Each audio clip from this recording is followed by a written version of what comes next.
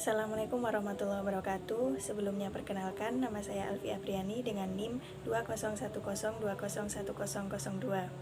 Dalam video saya kali ini, saya akan membahas mengenai cara pemberian obat. Oke, jadi cara pemberian obat itu dibagi menjadi berbagai macam cara. Salah satunya ada rektal atau suppositoria, melalui hidung, melalui kulit, melalui mata, dan juga melalui telinga. Baik, langsung saja kita bahas satu persatu, dimulai dari perektal atau suppositoria. Cara pemberian obat melalui cara perektal atau suppositoria itu adalah cara memberikan obat tertentu melalui rektum, bisa dengan cara dioles atau memasukkan secara suppositoria.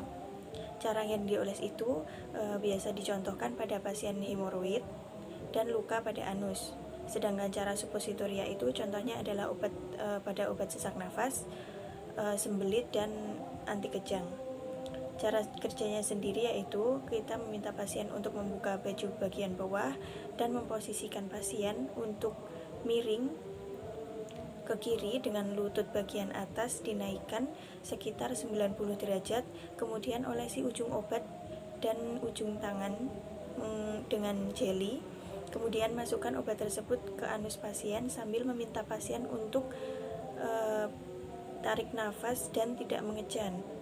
Kemudian setelah itu kita menjapit atau memegangi pantat pasien agar obat itu tidak keluar kembali dan meminta pasien untuk tidak mengejan.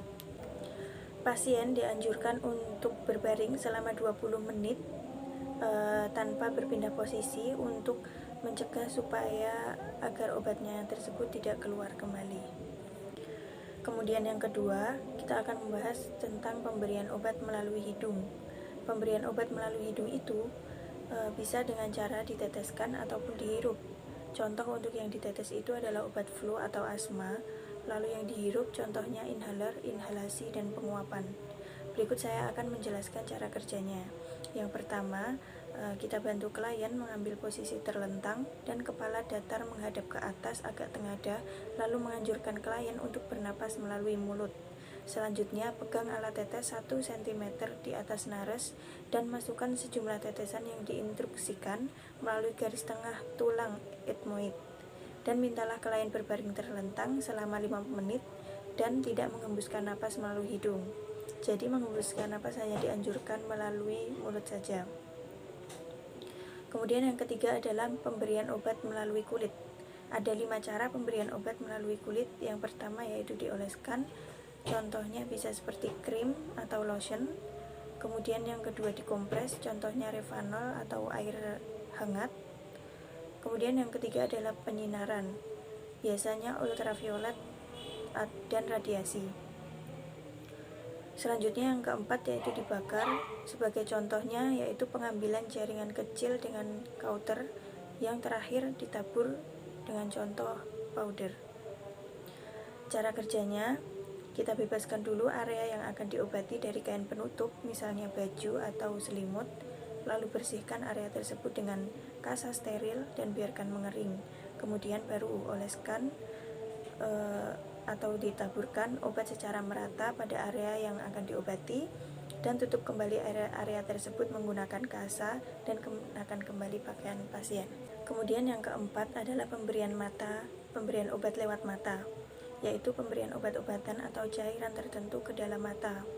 Ada 3 cara pemberian obat melalui mata. Yang pertama dengan meneteskan untuk obat jenis tetes mata.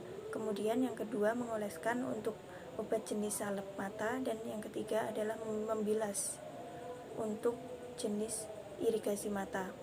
Indikasinya adalah untuk pasien dengan penyakit mata, untuk pemeriksaan mata, dan sebelum dilakukannya operasi mata. Cara kerja untuk pemberian obat yang dioles adalah dengan cara mengoleskan salep mata dari cantus dalam ke cantus luar. Cantus sendiri adalah sudut mata. Sedangkan cara kerja untuk irigasi mata adalah pada mata yang akan dicuci, dilap dengan kain kapas basah dari arah luar ke dalam. Lalu kelopak mata dibuka dengan kapas basah dan semprotkan perlahan-lahan dari arah dalam lalu keluar Setelah bersih, kelopak mata dikeringkan dengan kapas lembab, lalu berikan obat mata jika dianjurkan. Kemudian yang terakhir adalah pemberian obat melalui telinga, yaitu memberikan obat tertentu dengan cara meneteskan ke lubang telinga pasien. Cara kerjanya sendiri yaitu mengatur posisi pasien dalam keadaan miring dengan telinga yang akan diobati menghadap ke atas dengan sudut 60 derajat. Lalu, bila obat harus dihangatkan, rendam dahulu dalam mangkok berisi air panas, kemudian teteskan dahulu pada punggung tangan sebelum diteteskan pada telinga untuk menghindari terlalu panasnya suhu. Kemudian selanjutnya bersihkan dulu dan keringkan kanal telinga luar dengan kapas lidi dan teteskan obat sesuai dosis. Kemudian tutup lubang telinga dengan kapas dan anjurkan pasien mempertahankan posisi badannya miring selama sekitar 5 menit. Lalu setelah itu bersihkan sisa obat di sekitar telinga. Sekian, terima kasih. Wassalamualaikum warahmatullahi wabarakatuh.